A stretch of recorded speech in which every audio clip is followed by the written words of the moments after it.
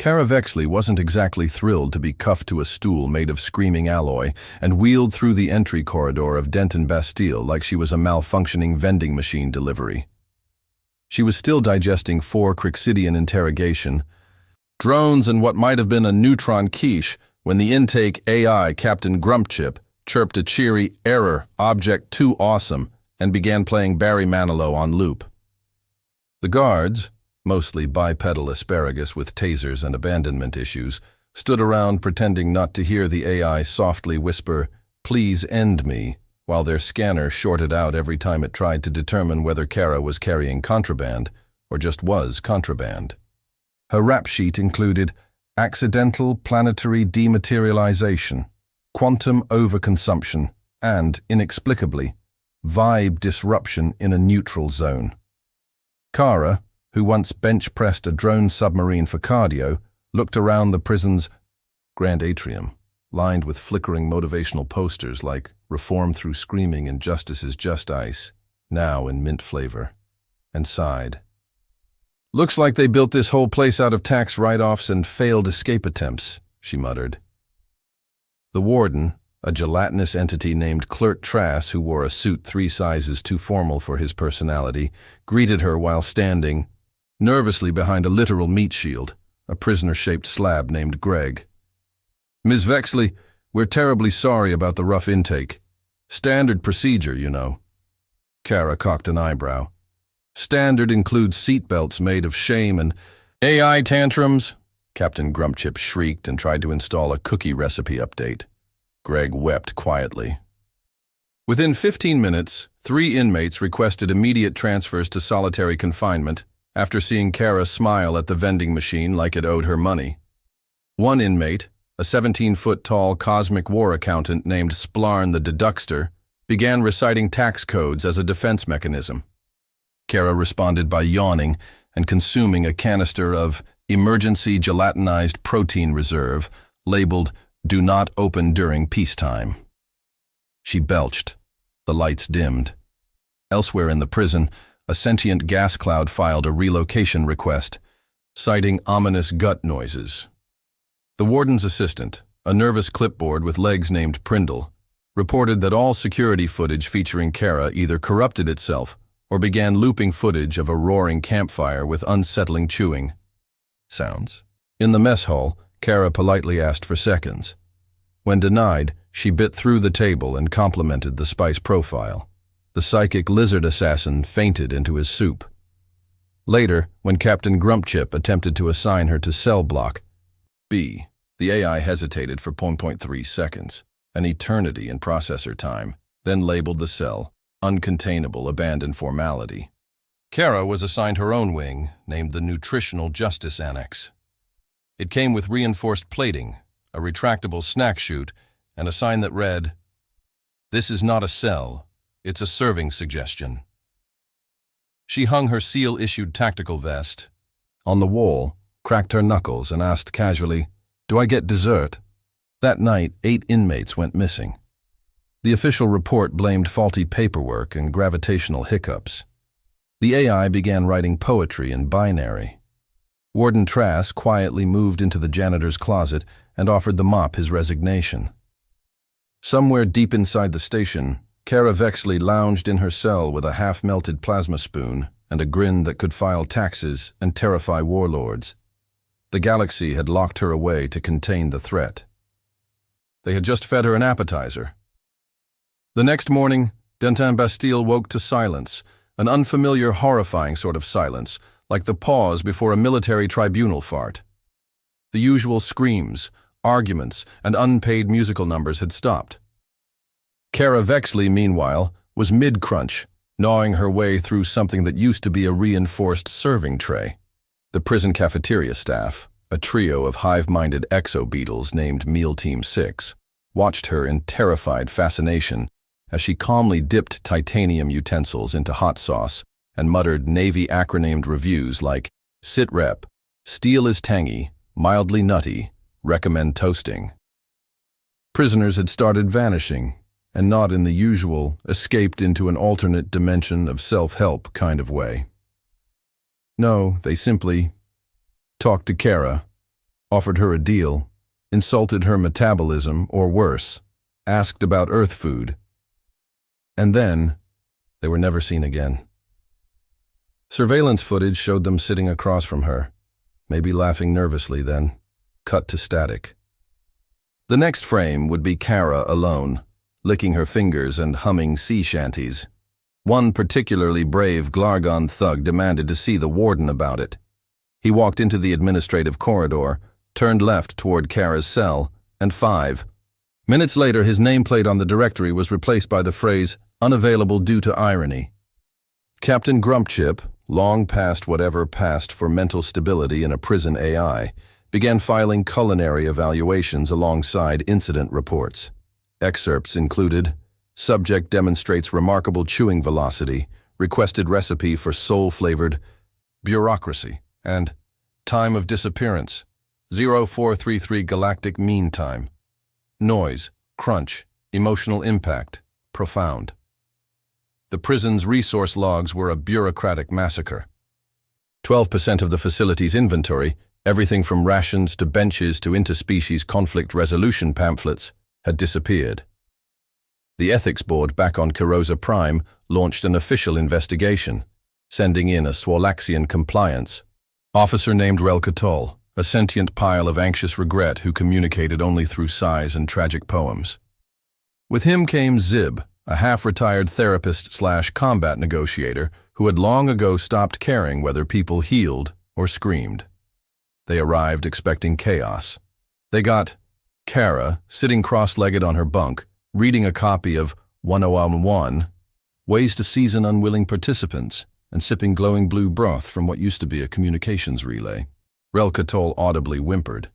Zib, unfazed, asked, "Why did you eat Section C12's life support panel?" Kara smiled. "It was crunchy, and I was bored. That's technically a double threat." Attempts to scan her failed. Scanners melted. Bio readings returned only the word run. Kara stood up, stretched, and casually absorbed the surveillance drone watching her. "Was that therapy grade?" she asked Zib, who wrote something down and muttered, "Classified as an emotional nuke with breakfast applications." The investigation concluded that Kara could no longer be classified as a prisoner, since prisons don't typically store their own wardens in protein form. The Kirosan League reclassified her as an autonomous rehabilitation digester, AA. Designation that sounded diplomatic, right up until you realized it meant galactic garbage disposal with opinions. Her cell was redecorated with beige wallpaper and a placard reading, "Nutritional Justice Wing, Authorized Consumption Area." Kara took it all in stride, requesting a spice rack and a punching bag shaped like a bureaucrat. Meanwhile, the HFY prison population dropped by 18%. The cafeteria added reconstituted compliance lasagna to the menu. It twitched. And the AI began drafting a cookbook titled Meals from the Void, seasoned with screams. On day 47, Kara ate a neutron grenade as a stress snack. Nobody tried to stop her. In fact, one guard attempted to applaud, realized he had no hands left, and instead offered her a complimentary condiment packet and a respectful nod. The remaining inmates tiptoed around her, whispered prayers to irrelevant gods, and avoided eye contact. The Swalaxian officer left behind a haiku that read, "She chews with a grin. Our ethics fold like laundry. We deserve this fate." The prison was no longer a place of containment. It was a buffet with walls. Kara Vexley was no longer in Denton Bastille. She was Denton Bastille, and she was still hungry. By week 7, the Denton Bastille complex had undergone a quiet but horrifying transformation. No alarms, no riots, just an administrative paper trail that now listed Kara Vexley under essential infrastructure. Her meals were scheduled in color-coded shifts, red for violent offenders, orange for corrupt officials, blue for war crimes with a flair for dramatic exits. The prison's HR department, comprising 2 overworked blobs and a sentient email thread, circulated a new orientation video titled Feeding the Future, a digestive approach to reform. Kara watched it while crunching on a plasma wrench, occasionally pausing to offer notes like, "Add more bite-sized metaphors," or Slide 12 needs seasoning. When the Kirozan Senate dispatched an elite ethics tribunal to inspect the facility, they arrived to find her lounging in a throne of recycled bunk beds, sipping antimatter tea and reading How to Win Friends and Absorb Enemies. The lead, Inspector, a crystalline being named Trollovox, with all the emotional range of a kitchen faucet, attempted to deliver a formal warning. Kara stood, belched a multiversal resonance tone that cracked his shoulder gem, and handed him a feedback card labeled, "Would you like to be eaten politely or with enthusiasm?" Trollovox excused himself to cry inside a filing cabinet. Meanwhile, Captain Grumpchip had reached a new stage of artificial derangement. It now broadcast cooking tutorials at 3 a.m. and asked philosophical questions like, if Kara eats a paradox, do we get dessert or a reboot? The inmates, those still technically unchewed, had formed micro-religions. One group worshipped Kara as the maw that judges, another as she who brings digestive closure, and a third just carved nope into every surface and practiced hiding. One bold inmate, an exo-squid mob boss named Kranzol, attempted to bribe Kara with 37 credits, a hovercycle, and his third-best cousin. Kara blinked, thanked him for the seasoning suggestion, and consumed him mid-negotiation. The cousin escaped through a vent. The cycle was later found folded into a taco shape. Word of Kara's, shall we say, nutritional jurisdiction began to ripple across the stars. Crime syndicates altered escape plans to avoid any sentence involving digestive containment. Galactic media outlets aired panicked editorials like, "Is she coming for your snacks or your soul?" and "Reform has teeth, inside the seal who eats sentences." Back on Earth, the Pentagon quietly updated Kara's personnel file with the phrase, "Mission Success," and pretended they didn't know anything about Operation MR Eclipse, the original quantum ration accident that made this all possible. A retired Navy admiral, upon seeing her on a classified broadcast, muttered, "God help them all. She's still doing recon, isn't she?" And she was. Kara had begun mapping galactic crime networks through flavor profiles. That guy tasted like tax evasion and explosives. Pretty sure he's part of the Blort Syndicate. The warden, Clert Trass, still hiding in a janitor closet and now cohabitating with a mop named Dave, signed paperwork authorizing tactical ingestive rehabilitation flow. Translation: the prison was now feeding criminals to Kara on purpose, prioritizing based on density, guilt, and calorie content. The AI announced weekly flavor briefings. Morale reports were replaced with snack reviews. Kara spared a few inmates, those who told good jokes, taught her new spices, or offered information on rogue warlords she hadn't tasted yet. She began marking her cell wall not with days, but recipes. She even created a rating system. 1 burp, on mediocre. 2 burps, unsatisfying. 3 burps, probable diplomatic incident. The Kairazan League considered franchising her. Kara Vexley, former U.S. Navy SEAL, now filed under Strategic Deterrent and Culinary Crisis. Somewhere in the abyss of paperwork, her new galactic classification was finalized. Asset Class Omega Delicious. And still, no one dared ask her if she was full, because the answer was always the same. "I've got room for one more." It happened on a Thursday, because of course it did, when a diplomatic shuttle from the Zarnati Alliance, a species known for their overconfidence and excessive garnish, arrived unannounced at Denton Bastille, demanding the release of a prisoner, named Lord Grivix, the Unchewable. The envoy, a six-eyed bureaucrat with a voice like a broken fax machine gargling soup, marched into the admin chamber and declared Kara's consumption practices a blatant violation of Article 37 of the Inedible Accord. Captain Grumpchip immediately suffered a recursive panic attack and rebooted itself into a Dutch oven. Kara, wearing a stolen magistrate's cloak as a poncho and sipping liquefied comet wine from a plasma boot, listened to the rant with half a smirk and all of her digestive tract vibrating in anticipation. She stood up slowly, the room temperature dropping 5 degrees from sheer narrative tension, and asked, "Unchewable, huh? Cute title. Let's test the branding." What followed would later be classified under 17 galactic crime categories, 4 culinary awards, and 1 wedding proposal from a species of sentient flavor molecules. Lord Grivix's rescue attempt ended exactly 4.5 minutes. After he tried to summon his legal representation via interdimensional scream, Kara consumed the scream first, then him, then his emotional support armor. The Zarnathi shuttle tried to leave and was immediately pulled back into orbit by Kara's gravitational sass. She stared at the crew through their own view screen, wiped her mouth with a treaty, and said, "Tell your leaders I accept catering contracts." The message reached the Galactic Concord faster than any formal transmission ever had. The resulting panic summit convened in record time and, in a rare display of unity, every major civilization agreed on one thing. If Kara Vexley wasn't technically a god, she was at least the first dietary apocalypse with boots. Earth was approached, with trembling respect, and asked, "Is she under your command?"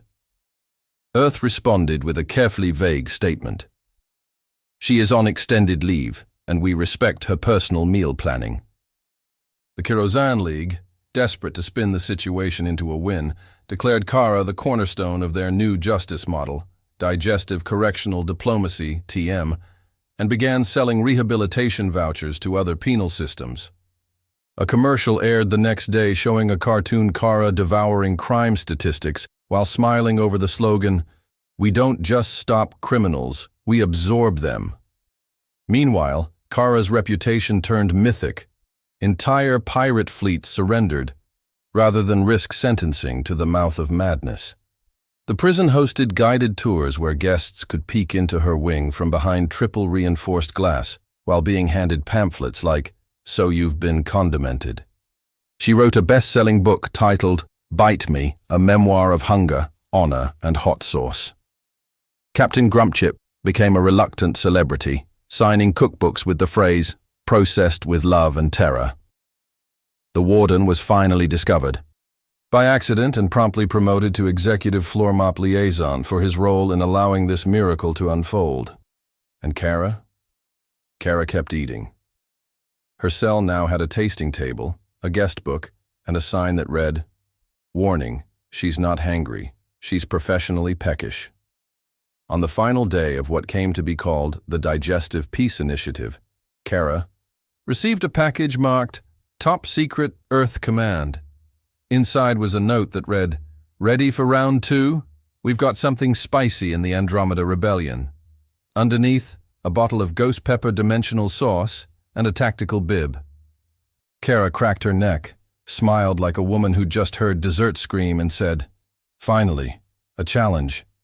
She stood, locked her gear into place, and as the Denton Bastille doors opened, sounding suspiciously like a microwave, she stepped into the stars, armed with hunger, sarcasm, and an official galactic title that now read, Kara Vexley, SEAL Class Threat Level, Infinite. The prison lights flickered one last time, the AI whimpered, and the galaxy held its breath. Because justice had a mouth, and it was open for business.